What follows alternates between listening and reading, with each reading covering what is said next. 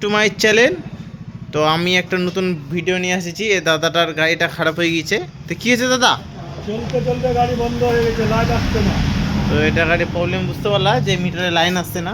তো এটা প্রবলেমটা কী হয়েছে আমরা এখন দেখব, লাইভ টেলিকাস্ট করব। তো এখানে আমরা দেখে নেবো আগে। তো আগে চাবি লকটাকে পাল্টা দেখি।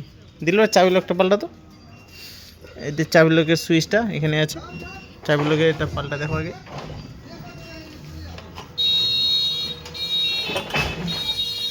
তাকে আমরা চাবি লক পাল্টা টেস্ট করে দেখে নেবো, সকেটটা খুলে নেবো।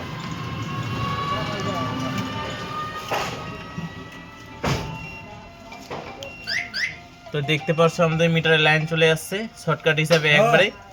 তো এটা প্রবলেম কি চাবির লকের। তো আমরা চাবি লকটা পাল্টাই দেবো। তো আমাদের স্ক্রু লাগানো কমপ্লিট, যে